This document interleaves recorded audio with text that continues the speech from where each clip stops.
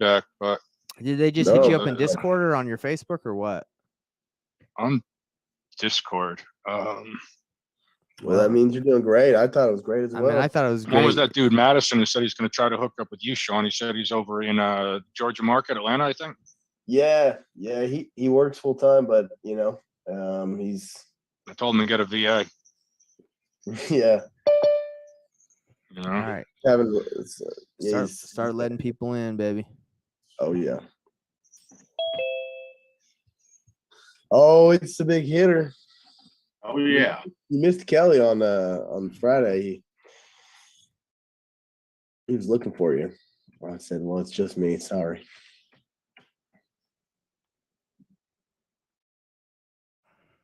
We'll wait a few minutes here, see who else jumps in. Yeah. So for anyone that's watching, we got some people on the live. So the purpose of these calls daily is to help people, whether you're experienced or not experienced, new or experienced, to help you get deals, help you to know what to offer. We can help you underwrite your deals. Obviously, this is a win-win. We're trying to get deals this way, but we also want to help people who can't get the deal done to get the deal done, right? Yeah. So today, the structure of the calls is in the morning. It's a deal review. We'll have a Google form that you can submit, like before the calls, or before the call, so we can look at your deal. And then Underwriter Hour is like, hey, when we tell people to go out and call, they can come back here and we can underwrite the deals and tell them exactly what to offer. Okay. And I think can you guys see my screen?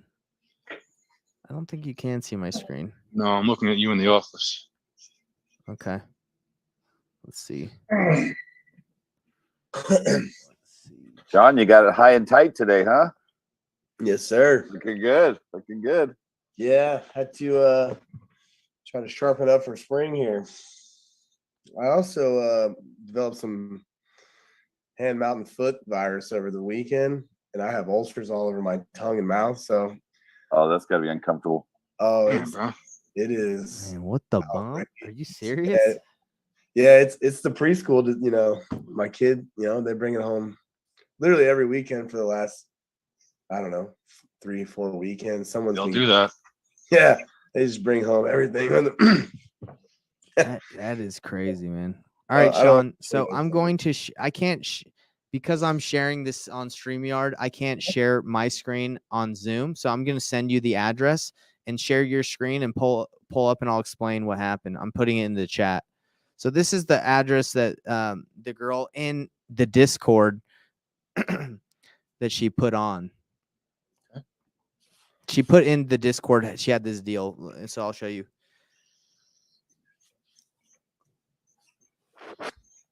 All right, so this is what happened. She got this house under contract for $152,000. There's a property management company that's trying to rent it out, and on Facebook, some person just posted this deal to try and rent it out. I don't know if you guys have been seeing these scandals, but people will just take other properties that are being listed and they'll list them on Facebook, and then they'll get people to give them deposits, and that's how they scam people. It's easier to make a legit living, but But yeah, so she's, instead of trying to rent it, she's like, I'll buy it. The guy's like, okay, send me $152,000. And she's like, oh, okay, well, that sounds like a deal. So yeah, just to let people know, if you have, if it sounds too good to be true and it's being leased by a company that is like a property management company, it's just call the property management company and you'll find out that, it's not legit. Okay, well, there you go. All right, Scott, take it away. See ya. Take it away. All right. Scott, you want to share the screen? Or? Yeah, you can stop sharing your screen, Sean. So Sean and Scott are going to be running these calls. I'm gonna kind of be out of it.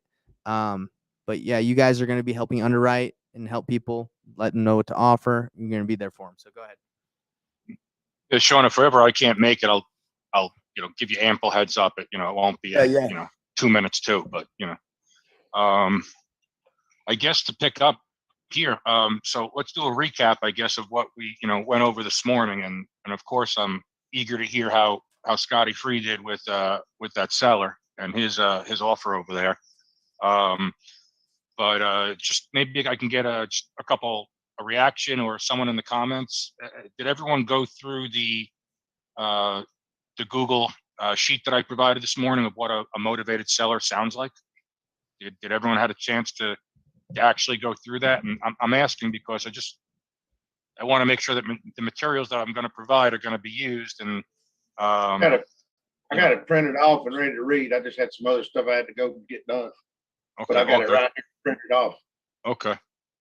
If anyone has a question, maybe about something that was provided, whether it was on, the previous meeting or going forward, but I'd like to use the initial minutes of the meeting to kind of recap and segue into our new meeting here. So I guess you call it, there he is. I guess any unfinished business or things that we were discussing earlier, and maybe we had to jump over time, things like that. That's what I'd like to get out of the way now. So I provided the document. If anyone has questions on the document or comments, or hey, is a motivated seller this, or any type of clarification, I'm happy to go over it. I thought it's self-explanatory, but that might not be the same for the next person. So if anyone has any questions of that, what a motivated seller does sound like, let's address that now.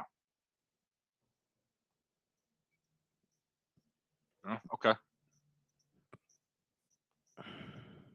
Everyone's quiet. All right. If everyone can see my background here, this is what a motivated seller looks like. Hey, But sorry. we want to see what it sounds like. Sorry, I was on the phone. You weren't talking for me to do something, were you? I apologize. I picked up the phone. You missed that whole thing? Okay. I was so stuck. I mean, I was trying to listen and talk about it. Yeah. Okay. So but to clarify, you were saying that in general, right? People are, well, I'm sorry, go ahead. No, just if there was any, just because something, I can understand something, reading it doesn't mean the next person can either. So if anyone had any questions still of clarity, right, of what that motivated seller is, in addition to what was already supplied this morning, yes, let's go over that, now. That's all. Yeah. Otherwise, I'm happy to move on to, the next. That's all. Perfect.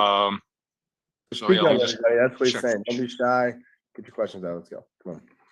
Yeah, I'm looking at the chat here. So someone said making double offers. Yeah. I was on a call. Someone had set up a opportunity to speak with me after that call, after that Zoom earlier today. And just to make it a point, right? Yes, we can make 2 offers. Sure, we can make 3 offers. We can make 100 offers. But people say, you'll see this on YouTube, or don't be afraid to make an offer. Don't be afraid to make an offer. Make an offer. Don't be afraid to make a low offer, right? If you didn't insult them, it wasn't low enough. Why? Why are we doing that?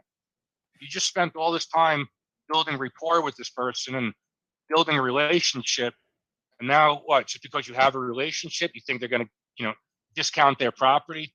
You're their friend. If anything, you should be, helping them get their retail price. So don't be afraid to not make an offer, right? Do your recon. Get everything you can out of this person. Get their number. Get their number lower, right? Ask them questions like, okay, is that your number with you doing the repairs? Oh, no, that was with you hiring a company to do it. Oh, okay, so then that number came lower now. So is that number with you paying for the closing? Oh, no, that was with you doing it. Oh, so now that number comes lower, right? So just keep getting that number lower and lower and lower, but you don't need to say anything. You don't need to make an offer, right? You need to ask this person to explain to you the benefits that maybe I can't see because I'm not at the house, but tell me the benefits of buying this property over another one. And I'll make sure to bring that up at the partners meeting this afternoon, right? This person has to sell you the property. You want to buy a property, whether it's his or someone else's, right? He only has one property to sell. So we want them to try to sell it to us. So again, get off that line. Don't be afraid to not make an offer. Set them up. Look, is there anything else you could tell me about this property? I really like talking to you. You sound like a great guy. I'd love to help you out with that situation. It's so unfortunate. But give me some ammo here, right? We only have a finite amount of resource that we can use. to buy our properties. We try to buy 4 to 6 properties a month. Tell me why yours should be one of them, right? And you have to get that from, and then, okay, thank you, thank you, thank you, thank you. Now you can go back, you can do your work, right? You're off the phone with the guy. You can look up the ARV. You can call Sean for a comp, right? You can figure out what is really the value of this property to you, right? What's it worth to you? We know what it's worth to the seller, right? He's motivated because, he can't afford the payments, or, his family moved away, or he got divorced, or taxes, right? So we know what it's worth to the seller. We're removing a problem off of his plate. But what's it worth to us, right? And it doesn't always have to be a win-win, right? People say, oh, it's got to be a win-win. No, make it a win for the seller. If you can make it a win for the seller, then you can adapt to make it fit your needs. And if you can't, well, at least you help the seller. It didn't cost you anything, right? You're not coming out of pocket. You're not doing appraisals and inspections, right? So find out how you can help the seller. And if you can, help yourself in the meantime, along with them, great. But the priority is help the seller. So it's not a win-win. It would be a win. Win for the seller, get enough wins for sellers, and eventually you'll get a win for yourself, right? But yeah, really, don't be afraid not to make an offer. I'd rather see you make no offer than a bad offer, right? Does that make sense to everyone? I'd rather see you not make an offer than make a bad offer. We can review the situation. We can't go back in time. So don't burn that bridge with that guy, right? You got great rapport. Hang up when you're hanging up the phone with this guy. Listen, I love you. This is the best property ever. I'm going to swing for the fences. I'm going to try to get you more money than you even imagined, right? You're this guy's best friend. So when you call back later with that offer, that low offer, it's not yours. Remember, that's underwriting. Those guys in the back, right? Right. This is the most underwriting has authorized me to pay. Don't put that on your shoulders, right? You got to be that guy's friend, right? You're on his side, right? We're going to work. Let's see, what can we do to the property here? I can go back to underwriting. What is something you're not telling me? What do you mean you got a new roof? You didn't tell me it has a new roof that's 6 months old. Well, yeah, there was a hailstorm and I had to get a new roof. Insurance paid for it. Now I go back to underwriting and I call him back again. Hey, anybody I that's was joining the able to get you call, another 2500. anybody's joining the call, Yeah. make sure you mute yourself. Or actually, I can mute you. I got Mute you. all. There you go. Let me just mute. Sorry about that. Oh, good, man. I'll mute them when they come in here. But yeah, that's a really great point. You are the rapport builder. You're the friend. You're the person. And I use that a lot. Like, hey, man, that's not me. I see the number you're talking about. I see that 615 that you're talking about. But underwriting is protecting the money bag. And they're looking at all those as is ones selling for 550 to 575. But I see that one at 615. So, yep. Great. All day. Great. All day. Leave some room between you and the offer. Absolutely. Right? Absolutely. And be honest with people, I don't make an offer without seeing the place, right? Send me some pictures. I'll be happy to, send this into underwriting, right? You want a blind offer. I haven't even seen the property, right? Like, drag this, play it slow. If you think that this guy's got such a hot deal that when you hang up the phone from him, the next phone call is going to come in with the full ask and the deal's gone, well, then move fast. I don't know what to say. Right? Move fast. Hurry up. But don't put yourself in a situation that's difficult to get out of, right? Yes. So does anybody have any questions or comments about what Scott had to say there? Because I really like that. I've been trying to get used to that, throwing your other people under the bus, the third party kind of thing. You have to. Yeah. Critical. Throw me on the bus. Everyone say Scott. I presented this to Scott, and this is Scott's offer. I know it's not what you want to hear, right? Throw me under the bus. Go ahead. Yeah. I've been trying to get used to doing that. All 6 axles, baby. Scotty, tell me, did you get to speak to that seller? Did you have an opportunity to talk to him? No, he has not answered yet. I'm still scared of you. Probably gonna call him right after we get done here. Try him again. Because I don't want to text him. I don't want to give him that text of well, it looks like you've decided to, or it seems like you've decided not to do business with us. Text yet. That gets me a phone call in 2 seconds. Can I get a show of yeah, hands here in the comments? Who wants Scotty to make the call now? Well, I don't even know how to do this, but We got Rashad. Rashad in the Yeah. comments asked the question. what do you got, Rashad? Let's see here. yeah, and I was gonna throw a hypothetical question at you as well that I know that somebody's gonna want to know or ask about. Well, answer the shot. It says, what if they're already standoffish about budging on asking? So Why? when you say why, and Rashad, you're welcome to unmute yourself and chat it up if you're. Yeah, Rashad, whether this is in general or about a specific situation that you're in, I think it would be universal, but why is the person standoffish, right? Why are they confrontational when you're asking for a lower price? From the very beginning, they're like, you're competing with like 20 other offers or like 10 other offers. Well, he's You lying. know, like, Right off the bat, he's lying. and he's like, don't call him back unless, you know, don't lowball me, things like that, you know. Well, why shouldn't you lowball him? Tell me, I don't know anything about the property to make you a real offer, so I'm just trying to protect my dollars here. Can you tell me about the property and the benefits of buying your house over another one? Oh man, you good, man. You're good. I don't know how you're even up the contract. He doesn't even give you the time of day, you know. You gotta control your sellers, you know. Get these, you know. Respect is a two-way street, you know. Like if they're gonna, you know, you want to take them seriously, it's got to go vice versa, you know. And just tell the guy that, you know, flat out, you know, in a polite way, but you know, smack him and hug him, you know. Yeah. You got a house to sell, you know. Right. And he's already like, man, you're just gonna turn around and sell it for this whoop de whoop de whoop, and I know it's worth this. And so you're an investor also. You're right. Ask him. Maybe he is, right? For all I know, this guy could become a private lender for you. I don't know. After you sell his house, I don't know. And So wow. I'd be salty too if I really had 20 offers. I mean, think about that. Oh my God. Nate, you imagine speaking to 20 people to dispo a property? All right, one property. You have 20. Like, it's too many. You just need one offer. Sure. Yeah. So I mean, I guess, you know, Scott's approach on those is obviously to be upfront and stern and firm with somebody, right? I mean, Definitely. Respect is a two-way street, and that's something that you got to just nip it in the bud right there and then.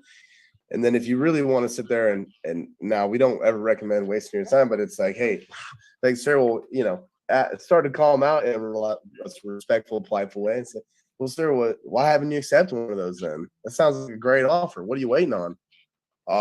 You know, it's okay. Well, if I can give you that, will you sign right now? And if sometimes, you know, they'll say, no, I got to think about it. So you're not really ready to sell it then? You know, I mean, there's a lot of different ways you can do it, but ultimately you have to just reset the conversation and then start calling them out to some extent, you know? Agreed, yeah. Yeah. Or you can do the go negative and go, hey, you know, it sounds like now this requires a slice of humble pie to some extent, and you wouldn't do this for everybody. Say, hey, I really, you know, I feel like I made you upset. You know, did I do something? What's going on? You know, like I'm really an offer. And if they're not, you know, a narcissist, they'll go, oh, well, no, it's not you. I talk to people all the time and they're wasting my time or whatever. And then they kind of give you an insight into what's bothering them or what's going on. And maybe you can pin yourself, say, well, I don't want to waste your time. I just want to give you what you need. What's going on? So that can kind of be a way to kind of rope yourself back in to some extent. But yeah, remember, you don't have to budge off of his number as long as you set your terms properly. Right. Right. And again, that's why you want to have the conversation with them. So, you know, I'm sorry, you know, I called at the wrong time. Is there a time that you're, you know, less angry? I'm not angry. You know, you get the guy, you know, try to get a chuckle out of the guy. You know, like, you got 20 offers over there, you know, and none of them are good. You know, here, I'll give you, what is your ask, right? Or the guy standoffish, you know, like maybe he has a number in mind that he actually needs for something, right? Right. And that's what I was thinking. Like, That's why you stand up. Well, I need 350 on this property because I have such and such, right? Yeah. I could give you 350, but it has to be in payments, right? Or unless 350 is a deal, right? If it's in a 600K neighborhood and 350 is a steal, lock it up and, call Sean to dispo it for you. Done. But if you think that number's near retail, then, I think I could come up there, or are you okay with me paying some now and some later? No, I want all my money cash right now. Well, what have you done so far to sell the place, right? Go into that conversation and, try to get him to come off his number. You don't want to move him off his number. You want him to. In a perfect world. Right. Yeah. So 2 options are call out politely, respectfully, and reset it, or to go negative and go, hey, I'm really sorry. I feel like you're upset. Did I do something wrong? And maybe you did, maybe you didn't, but either way, those are really your only 2. And honestly, people like that, you're going to have a tough time with it anyway. You got 20 other offers, right? So you just got to shoot that guy straight, or woman, or whoever it is, right? Whoever it is, Right. These people are salty. They have wholesalers calling them, brokers calling them. Who knows, right? So they're fed up. They just play into it, Yeah. Right. I totally get it. I understand where you come from, all that, but just be their friend, be their friend. Have you guys ever listed a property on Zillow? Have you guys ever done that? Like the amount of wholesalers that will call you and ask you the same script, same question, same everything is just so annoying.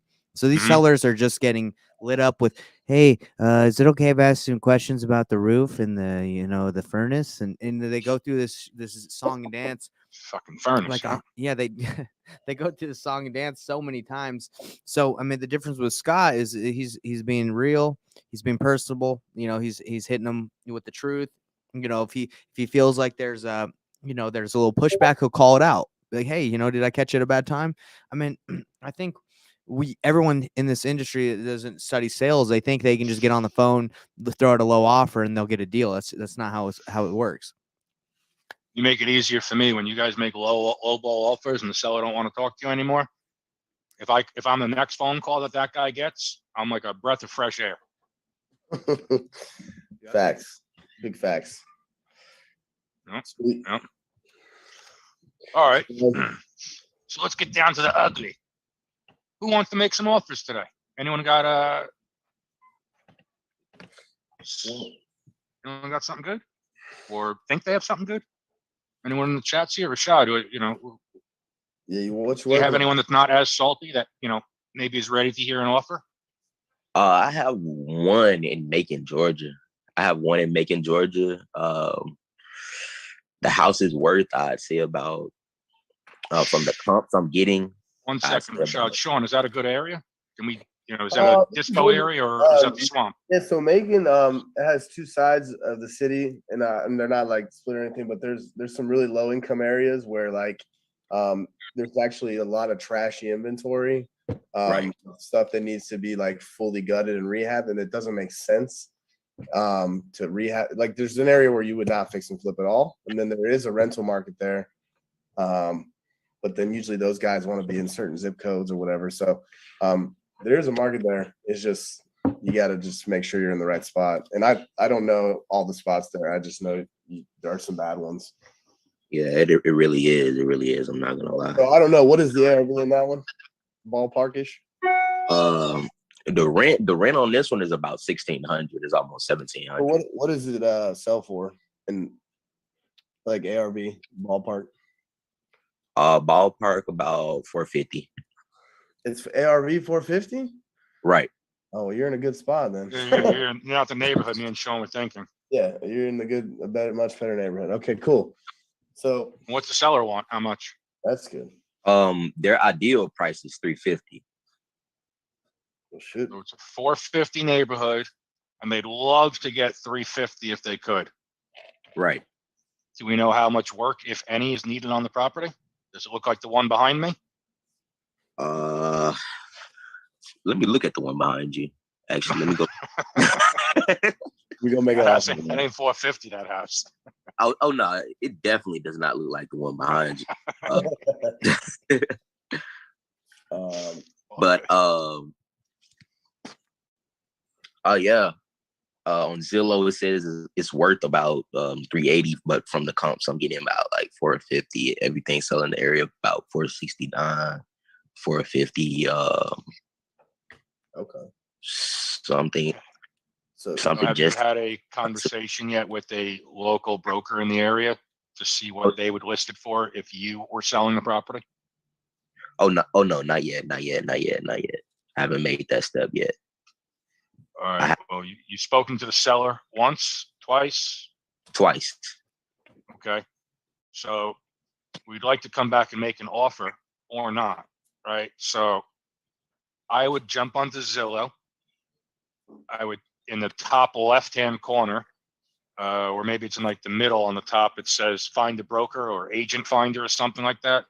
Just type in the city that you're looking for. You're going to get a list of brokers that cover that area and call one that that you like for whatever reason. Call another one and let them know, hey, I just took this property under contract here. I wanted to fix it up and get it out into the market. What would you be happy listing it for? And they'll provide you, if you say this right to them, they're going to give you a CMA, a competitive market analysis, right? Now, ideally, when you present this to the broker, you're letting the broker know, hey, I may have some work for you, whether it's this property or another property. You got to dangle that carrot behind that broker, right? Because they don't want to just fill out, CMAs for random people calling them all day long. That they're never going to do business with, right? So you let them know, you're new in the area. You're looking for a couple of flips. You found this one here, and have have the conversation with them. If I do grab something else, could I give you a call back and let you know about it? Do you have a lot of buyers right now, or do you have an abundance of sellers? Right. I mean, the answer to that right now is they're going to have a lot of buyers and low inventory. All right, that's the reality right now. So. Let them know that you're going to, be coming some properties and, you're looking for a responsible broker that, has some buyers and, the ability to go out there and show them and sell them. All right. So you kind of got to dangle that carrot, but let that broker come back and tell you that property is worth 450 any day of the week. Let her come back to you and tell you it's only worth 350, and then once you know what the broker is really willing to put it out on the market for and put their name on it, then it's going to be, a little more helpful to you to go back and, structure an offer. Okay. The ceiling that you're working with, right? Just because you found a comp for 450, I mean, if that broker's plugged in, they're going to tell you, oh, that house went for 450. It has a pool and a pool house, right? Or it's got a finished basement or whatever it may be, right? That Scott, maybe we can't see. Sean, do you think it's worth it to just run the comp real quick just to make sure Rashad is doing a good job and knows exactly what he? Yeah. So I totally agree with what Scott says. I think you should do that. I don't know if you should do that for every property because that could be costly for time. I think it's important to learn how to run your own comp. So yeah, because when you're new, you think you're dealing with people who with experience. You're like, you get me on the phone or Scott on the phone, we'll know exactly if we got some fish on the hook, right? But look, I would look at it real quick. With Sean, if you're comfortable with sharing the address, go ahead and do it. And let's just to touch this, what you guys are doing right now does tie in more to some of the other events that you host, right, Nate? Yeah, deal analysis and stuff, right? This is kind of a overlap. Yeah, so that's why I asked you. Do you think this is worth the underwriter time? Is this? We have to make sure these calls are structured right. Is it to just look at people's deals and tell them what to offer, or like whatever provides the most value, right? Yeah, Rashad, we're spitballing right now. We're trying out the same thing, so work with us here a minute. I just posted the address in the chat. Cool. Because to me, to be honest, 450 sounds too high in Macon. Yeah, that does sound really high. Just from now there are one-offs, but I don't know. Let's take a peek. I've never seen this neighborhood. I have an agent down there that this looks like it could be a little bit off. So where are we at in Macon? So okay. So it's a little outside. It looks like. Yeah, so it's a little outside of Macon. This looks like it's got quite a bit of acreage. Yeah, so it's it's first of all, it's a large home. Griffin thinks it's worth 466. Yeah, it's got 6 acres, so that's That's freaking large and in charge. All right. That's what she said. So let's see. I mean, none of these comps that are Redfin pulled up, and again, look at it, it's plucking stuff from way over places because this Is house that spelled correctly? The address here? I'm having trouble pulling it up. Is that a P in there? Colaparchi? Yeah. Colaparchi. Yeah, so I can just tell you from looking at this deal right here that a flipper, just in my opinion, they're gonna want like a really, really good deal just because it's not in like a neighborhood. It's kind of out there. It's gonna be, you know, off of the main road. Colaparchi is a pretty major road, which you can see, right? It goes across 475. And the house is 4,700 square feet. If it needs any work at all, it's going to be a large rehab. Do you have pictures? Do you know like the condition? Yeah, it's in pretty good condition. It looks like even if it is gonna be a rehab, it looks like it was gonna be light. I can get those pictures right And now. what is the reason they're selling? They said she was moving out. Okay, so when you try and talk to sellers, try to get a little bit more in depth on like, I understand you're trying to move out, but if you're going to sell for cash, like, there's a lot of different options that you can sell. You can, list it, you can fix it up yourself. Like, why is cash? Why are you interested in selling for cash? Because then the real motivation comes out and you find out a little bit more, why would they want to work with you? Yeah. Okay. Now, more details as you can. I'm just looking at this one. It's the only one that's sold in the 600s, but this is like 20 years newer build, but it's got 6 acres as well. So, I mean, acreage matters. That's for sure. They want 350. I mean,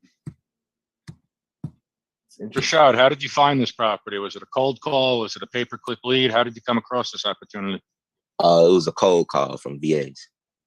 Okay, so you have VAs working for you right now. You're skip tracing lists and giving it to them to call. Yes, sir. Beautiful. Yeah, so I mean, this one's interesting. I mean, if you're really talking to the seller and they want 350, I mean, I'm not saying that it's a deal or not a deal, but I mean, it is an interesting one. This one's pretty. It's like not in a neighborhood, so it would take a little more analysis than what I'm probably able to give you right here, right now. But again, to Scott's point, when you do have properties like this that are not cookie cutter, definitely reach out to the brokers in the area because they are intimate with the market and they know it better than anybody. Especially this rural areas like this, 100%. Like, yeah, absolutely. I just pulled this on PropStream. There's 0 flip comps and 2 comparables. Exactly. Now, granted, those comparables are 495 and 625. So yeah. That's why you're really going to need a broker to come over here and but don't let that broker steal it from you, right? Make sure you have that rapport. You can get it, you can even get a letter of intent. You can always walk someone back as well. So look, I'll give you the 350. Here's what I can do. Here's my terms, right? Then you have your girl go by and get pictures or something, right? Unless you've already done that. Right. She's already sent me a couple pictures herself. A broker to give you that real number. Look, a good broker will give you a CMA or a good idea. A real broker is going to want to get in there to really see what it is, right? You want that real number of what I'm putting this on the market for, and I got to get in the property. Right. Shot, are you using PropStream and stuff? I lost my account, but I'm going to get a new one like today. Well, reach out to Nate. He's got an affiliate link. It'll give you a discount, I think. But he got links. He's got the links. So he got links. Just to be clear, since I'm looking at it now, I mean, you are talking to this person, right? Right. Okay, cool. Just want to make sure because you always want to make sure you're talking to the right person. You know what I mean? Yeah, Dolores. Yeah, sweet. So that's great. So at least you that's half the battle, talking to the right person. But the comps are pretty all over the board on this one. I mean, if this house is it really depends. It boils down to how custom it was built in the 70s. Because I mean, this one right here is 25 years. I mean, this sold for 625 is 19 years newer, so that makes it a 95 build, right? Significantly newer, and it only got 625. Now, when we looked at the pictures on PropStream, it's pretty dated in there. But as far as square footage and stuff and lot size, it's very comparable. So, I mean, and this one's all brick and everything. Looks like you got a loan of 150 grand still out there. Are you aware? Oh no. Yeah. I see 150 grand is still out there. Honestly, even on the size of this property, if it cost you 100 grand to make it look like HGTV 2022, and you're in there at 350, And it could really sell. and you add 25 grand assignment fee for yourself, and it can still sell above 5, which it looks like it can. I mean, So, I think you're all right. oops. Yeah, so just for quick, really, these are nothing rough numbers at all. So yeah, if you sold it for 370, you got it for 350, you locked it up. Somebody put in 100 grand. This person wants 350. You could offer him 300 in cash or 400 on terms. Yeah, I mean, this house, like, it's gonna need, if it 4,000 square feet's a lot, right? It's a big rehab. Yeah. So this would be really close for somebody. I mean, unless But you would recommend about 300 in cash? Well, I'm just saying, based on what they're asking for, right? I mean, if you can get it on terms and give them a little more, that's great too, and just keep your cash low. Because honestly, anyone coming into this, it's going to cost you a lot of money to rehab the property, and it's not a hot rental area, so no one's going to want to dump 100 grand into this house and hold it for $1,700 a rent, even $2,500 a rent. So it's going to be a flip. That's what I mean. So you know, you could give her more money, right? If you could, get the terms that you could actually, flip it on and keep that investor's cash low. Okay. Well, to be honest, I mean, yeah, I would find out more of the reason why she wants to sell, because I mean, who knows if it's really not in that bad shape, you might be able to just buy it, relist it. I mean, you might be able to partner with her, Mr. Machine. Well, it's not listed now, is it? This is off market. Yeah, it's off market. Mr. Machine Levine can tell you about what he can do for listings. He can call Orchard. Oh, did you see what happened to Open Door? No, what happened? I think they got suspended. No. That's great news. I ran into a crazy one the other day when I was doing a comp. It was some crazy one that Zillow sold to like some hedge fund, like real shady something, for like 300 grand more than what the neighborhood is. Ooh. And they paid the tax on it. They read, everything. So maybe they're trying to depreciate more. I don't know, but something real funny was going on with it. I swear to you. Ooh. Yep. Well, that could be a side tangent we could get off on. But yeah, this is an interesting one, Rashad. So I mean, I don't know. I mean, Scott, obviously, we're here to help. So if we can help you in any way, reach out. But I would have another phone call with the seller, and I could give this to you. I have like a little checklist here. I don't know if you can see that on here. Probably not. No. But again, what are you going to do with the money when it's sold? When we buy this, what thing about selling, makes you the happiest? What happens if you don't sell in the next 60 to 90 days, right? What are you going to do with the money?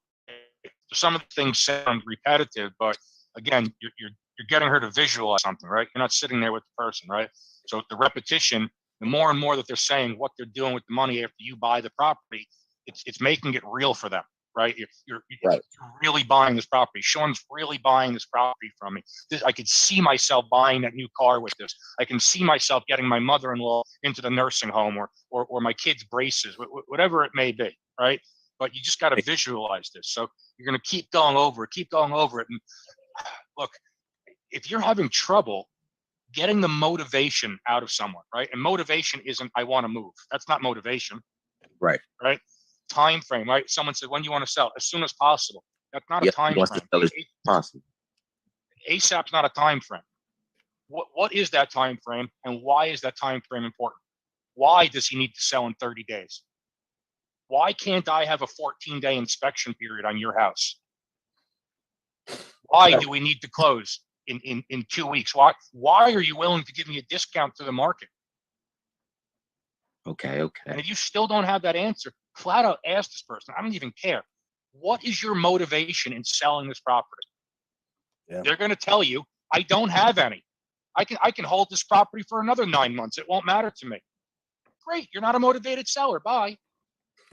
Right? But ask these people this. They'll tell you, I'm motivated because I need to move. My job got relocated. I have 2 mortgages, right? I can't pay taxes, right? I have a lien, right? Whatever it may be. but they'll tell you. And then it's up to you to determine, is their motivation a qualified lead, right? Or are they now not qualified because they're just looking to make some extra money here. They're not looking to pay brokerage fees, right?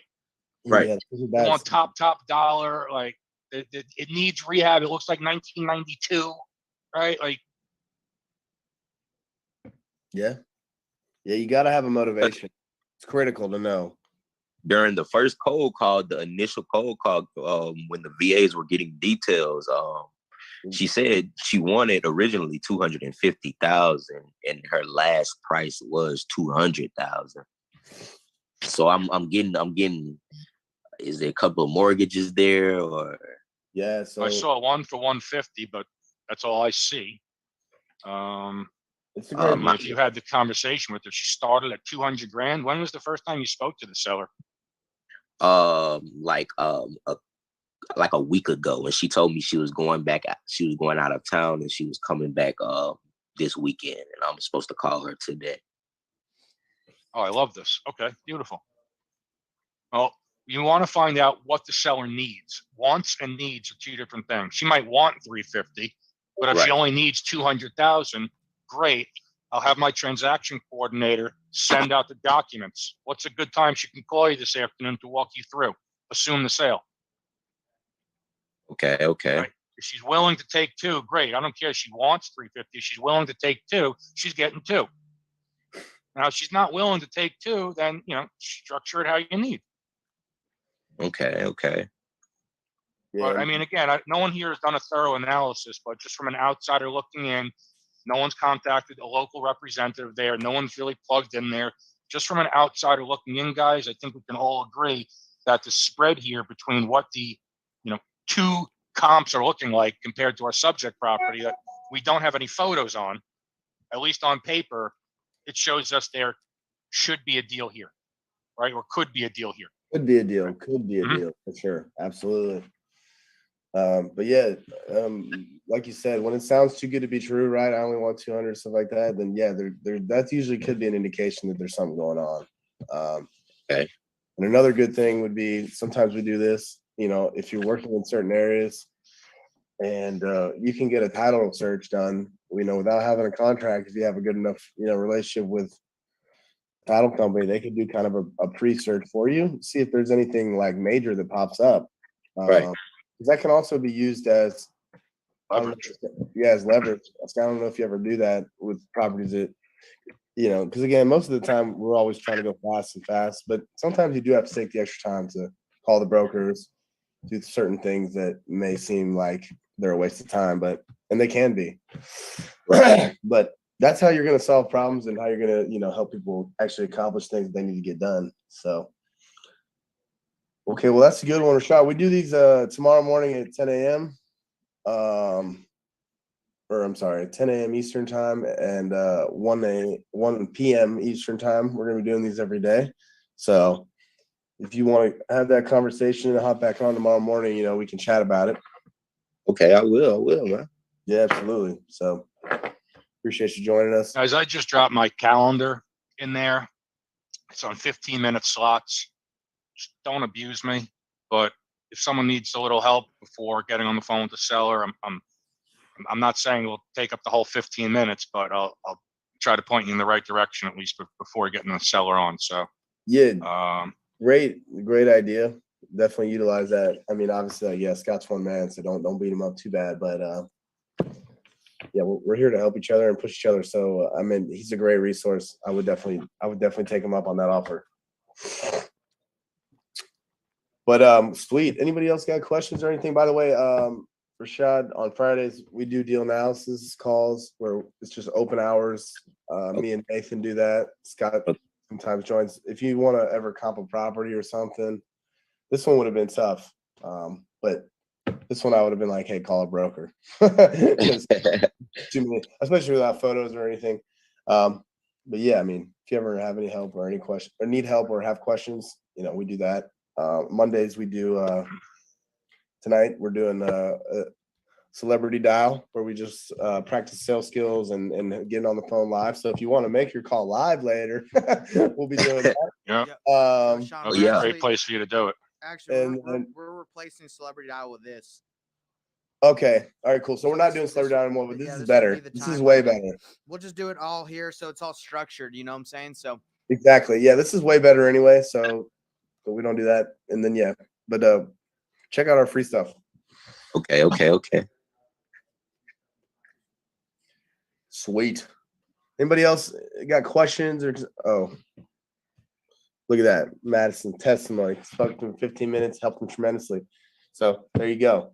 He's already cracking codes for people. So I'm trying that right there was just someone that had a specific time schedule to allow them to do this business, right? And when we spoke, his first question was to me, you know, is there a ceiling of success in this business, right? Can you make six figures in this business, right? And yeah. you know, when I quickly reminded him that I made six figures last week on just a single transaction, you know, it resonated in him. You know, there's another, 12 months left of the year, right? So you can do seven figures, you can do above and beyond.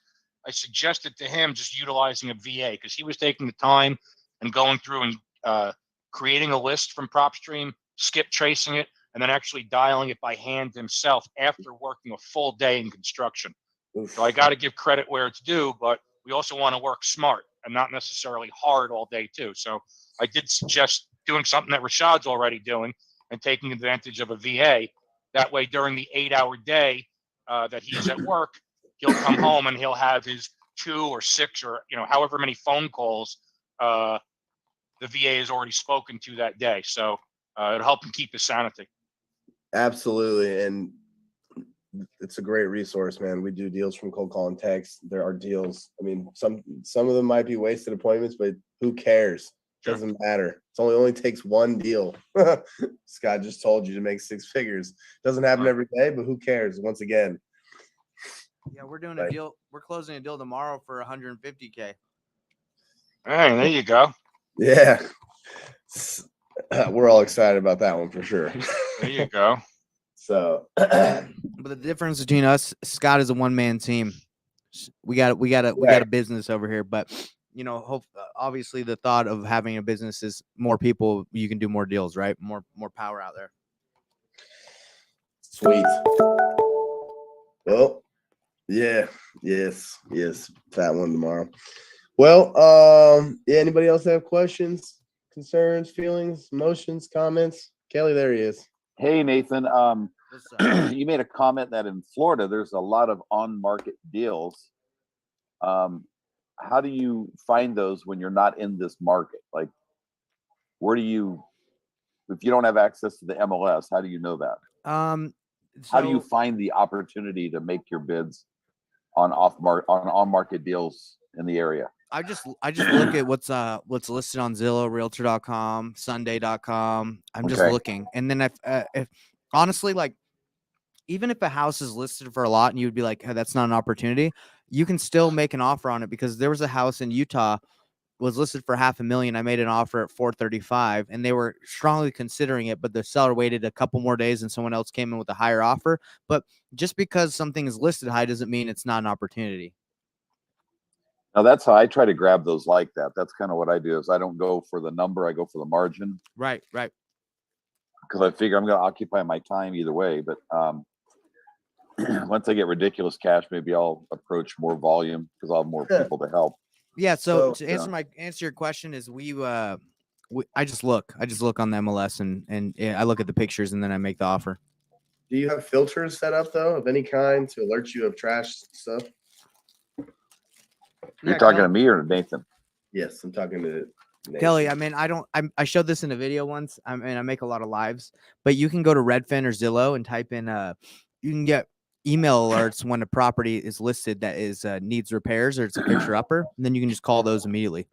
Did you know about that? I've done that with Zillow some, but I find a lot of those, like, realtors seem to have kind of caught on that that's what they do, so they'll throw something like that in their property. So there's a lot of them that are like closer to retail than they would be a distressed as well. Yeah, that's the trick we learned from Jerry. I mean, I just started doing it more recently again, and I mean, it's all about It's just taking your shots. I mean, that's what the name of the game is. I mean, you never know who's motivated until you get on the phone or you make an offer. Well, I've done quite a few deals. Probably in the last 3 years, I probably have flipped 30 houses or so. Some I've killed it on, as you guys know, and some is just education, right? But I got to get to where I have a steadier flow of opportunity that can fill the gaps between the margin deals that I'm doing.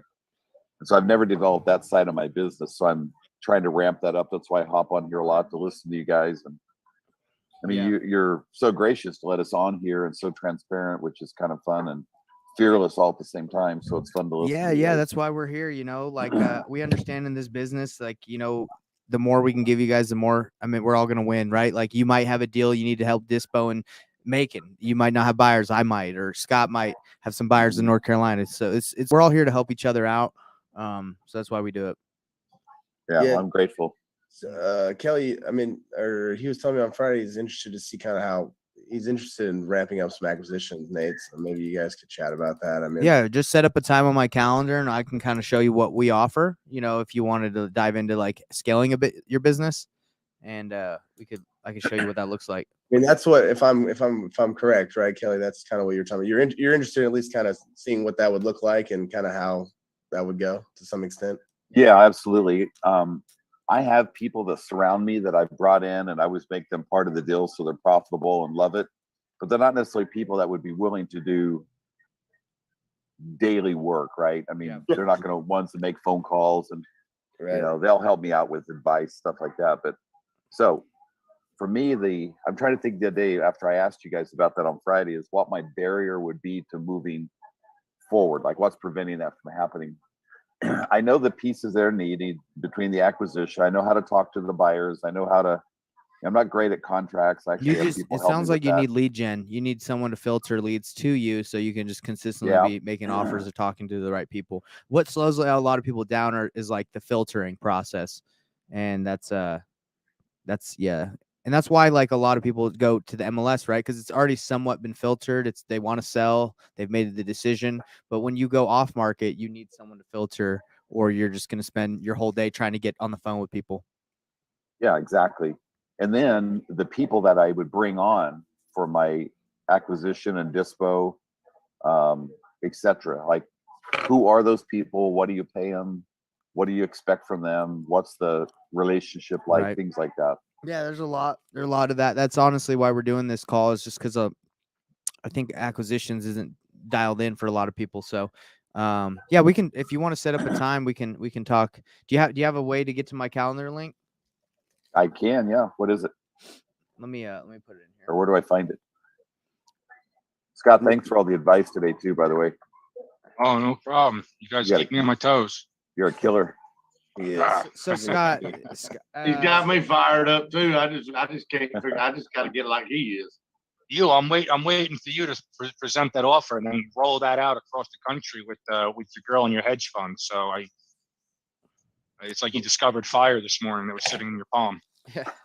Kelly, I just put it into the group chat. So yeah, guys, we'll refine these calls. What I imagine these calls looking like is in the deal review in the morning, people have just submitted deals for Scott and Sean to look at, and then they talk to the people who submitted the deals, tell them what to do, and then in the Underwriter Hour, we come back and we say, okay, did you talk to him? How did it go? This is okay. Offer this, and let's see.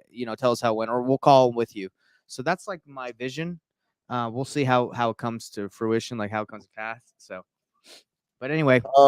And then also somebody asked in the chat about what is it? And I don't know how to pronounce your name. Locks. But he wants you maybe to chat with him about hooking him up with the VA or something.